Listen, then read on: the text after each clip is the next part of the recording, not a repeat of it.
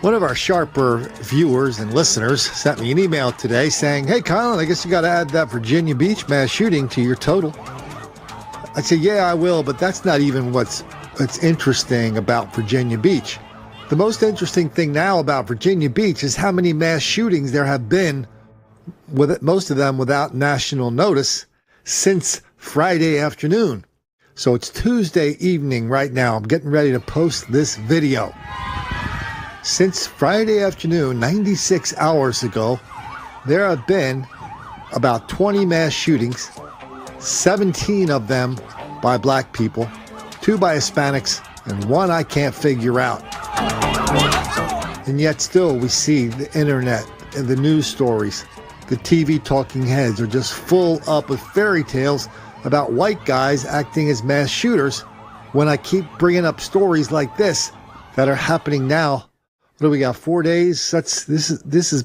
We've averaged 4 mass shootings by black people a day since Virginia Beach. All right here. And 2 others wounded following an afternoon shooting. Police responded to this house right here just before 2 o'clock in southeast Atlanta. Officers found 3 people shot when they got to the scene, one of them already dead in the front yard. All 3 people live inside that house. Police say the man who died got into a fight with a woman and then threatened to kill her, and that's when he allegedly shot her. The woman's husband then tried to intervene during the shooting.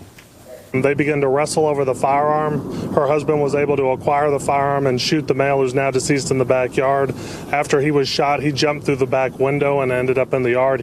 Well, the 2 other people were taken to the hospital. No word if anyone's going to be facing any charges tonight. We begin tonight in Allendale. 5 people are in the hospital after a shooting last night at a car wash. It happened at 9:30 at the Allendale car wash on Main Street. Police say several people were shot, and when authorities arrived, 5 men had already been taken to the hospital. Their conditions are unknown at this time. No word on what led up to the shooting or if police are looking for a suspect tonight. Detectives in Fort Pierce investigating a deadly shooting. Police were called out to the 2000 block of Delaware Avenue just after 8 o'clock this evening. WPTV News Channel 5's Jillian Idle is live in Fort Pierce with the latest tonight. Jillian? Tanya, John, we are as close as we can get to this crime scene right now. You can see police tape is up, blocking off several homes near where that shooting took place. I'll step out of the way so you can get a better look now. Fort Pierce police tell me 3 people were shot a little after 8 o'clock tonight. 1 man dying from a bullet wound here on the scene. Now, 2 other men were taken to a nearby hospital. Their condition at this time is unknown. Now, police say at this moment they don't have any suspects in custody, and they are looking into what sparked tonight's shooting. But I am also told that at this moment there is no danger to the community. That's right, Doug. And today we heard from the Dallas Police Department, the chief specifically, and she said as these days get warmer, more crime is likely to happen. It's the reason why they've launched their summer crime initiative early and beefed up their homicide unit. But she also called on the community to do their part. People from this community actually have businesses who they open and they work every day and they get up and go back home and they're involved. Tabitha Wheeler-Reagan says she's one of those people. She lives in South Dallas, where she owns 2 businesses and a community center. She wants people to know, despite the bad, there's still a lot of good happening in her community. When you see the news, that's not what we see every day. In a matter of days, there have been 3 murders in her community, the latest taking 56-year-old Sheila Sanders' life. Police still trying to identify suspects. A lot of these people are coming from outside the area that are affecting the crime rate in this neighborhood right here. People come from other sides of it and create issues. Wheeler-Reagan says this area has a reputation. Criminals come here under the assumption they won't get caught. We have to work with our partners to make sure that we're providing an opportunity for people to be employed in order for us to reduce crime. Wheeler-Reagan says she wants to see more officers in the area immediately. She'd like to see police launch a South Dallas Community Crime Watch as well. So I'd rather deal with them head on and say, this is what we see is going on and this is what we need. And they tell us what they need and we correct the issue together. Metro Police are still searching for a fourth suspect at this hour after a triple shooting on the southwest side. One person died and two others went to the hospital with serious injuries. Investigators found the victims at a gas station at Mooresville and Mills Roads around 2:30 this afternoon. Police say the shooting happened after a fight between people who knew each other. Officers arrested 3 people shortly after getting to the scene. Breaking right now, the Cook County Sheriff's Office just confirmed that 5 people have been shot in south suburban Robbins overnight. Live look at where it happened on Grace Avenue. The victims, all men, range in age from 23 to 32. 2 of them are in critical condition. 2 of the victims shot during Sunday's triple shooting in North Memphis are now charged with auto theft. That shooting happened Sunday on Chelsea Avenue. Memphis police say the car was stolen back in May during a carjacking. The suspect who shot the individuals has not been identified. 2 family members of the victims were also arrested following a fight outside Regional 1. A closer look after the man who died, 22-year-old DeRoderick Ridley, was taken to the hospital by patrol car instead of an ambulance. Avery Braxton breaks down why there were not enough ambulances to take care of all the people who needed one Saturday night. Saturday's wild party left several people with gunshot wounds. 22-year-old DeRoderick Ridley was one of 2 taken to the hospital by something other than an ambulance. Sheriff David Davis says that's because there were none available. Police say a 17-year-old boy has been shot and killed. That shooting happened near Wadsworth in Florida at about 4:15 this morning. And that's where our Michael Abeda is live with the details. Michael? Kathy, folks around here are used to car crash. It is about 1 block off of Wadsworth after all, but being woken up by gunfire, that was a new experience for them.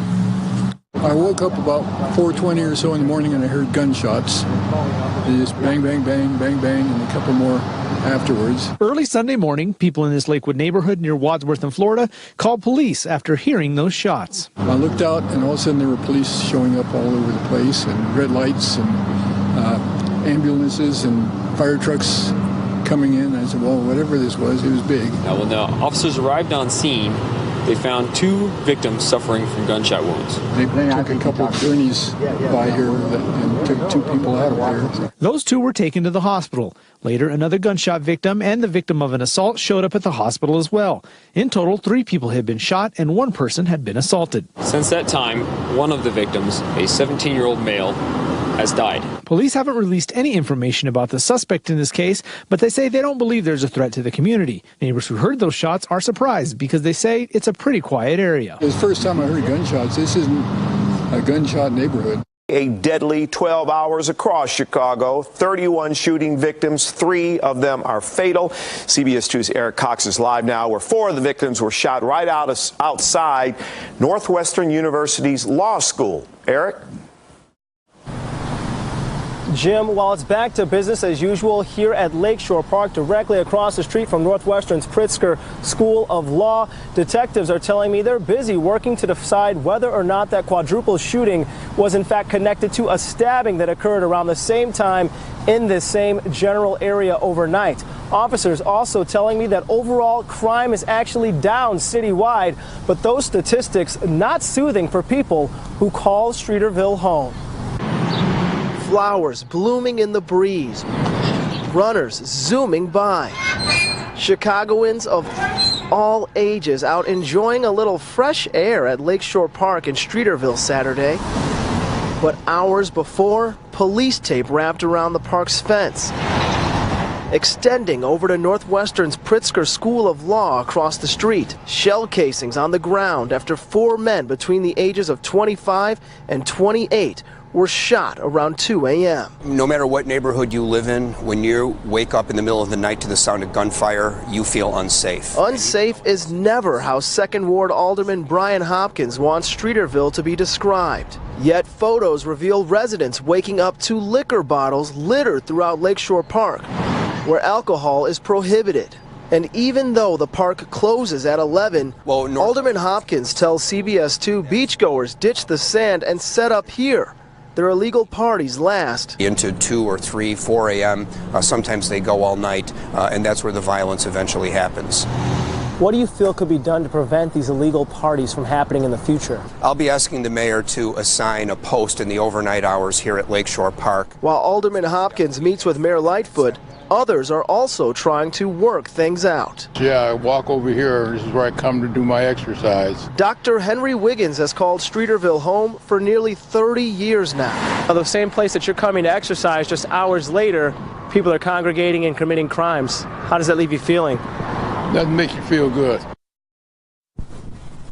Well, no good. And at last check, all 4 victims are still in the hospital and still currently in stable condition. Both Northwestern University and Chicago police confirming for us this evening, Jim, that those victims are neither students at the school or residents of Streeterville. Detectives also reassuring that they believe arrests in regards to that quadruple shooting will be made soon. And it's all thanks to video evidence they were able to collect from area cameras. Triple shooting on Milwaukee's east side. The gunman still on the loose. Now police are asking for your help as they look for information and video of that incident. Derica Williams joins us live near the shooting scene with what led up to all the chaos.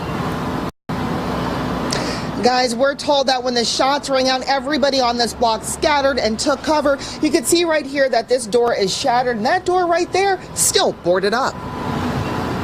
I didn't expect that to happen. Artist YBN Kenny says Saturday night's summer jam at the Miramar Theater went awry before he even got a chance to perform. It's tragic. A fight broke out inside the theater, and police say the shooter opened fire in the crowd of people as they were exiting. 3 people were struck. My condolences go to all 3 of those people. YBN Kenny says one in particular reached out to him from her hospital bed via social media.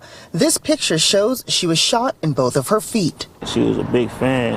And I reached back out to her, so gave her my condolences, told her she in my prayers, and I told her next show I have, I'm make sure she backstage and she get in for free. Bringing a smile during a time of hurt and recovery. I think she was excited though, but I'm glad I can bring that impact on somebody, you know what I'm saying, make their day better, and I hope I made her day with that. Still, he's bothered how Saturday unfolded. It's sad for that to happen when they come out to come see, you know what I'm saying, local artists and supporters and stuff like that happen, so it's very disappointing. He looks forward to his next performance at Summerfest and hopes other future events for all artists in Milwaukee remain safe. Everybody just come, when you come to an event, just come to have fun.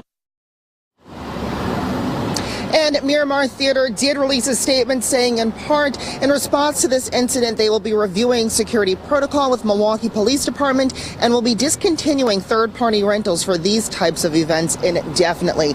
Down in Whitesville, 3 black people were shot. Over at Glenwood Avenue, we got 1 man critical and a couple others floating around with bullet wounds in them. All the people involved are fellas. Out in Pepper Pike, that's Cleveland. A private party at a restaurant in Pepper Pike ended with 3 people shot and a 4th injured from broken glass. Every single one a fella, and the fella responsible. Here's a feud in Akron. Leaves 4 people injured in 2 separate shootings. I think they broke that out into 3 people were shot in one of them, and 1 person was shot in the other one. Down in Austin, I think this is a neighborhood of Chicago. 3 teens and a man were shot in an Austin parking lot. Hey, I ducked.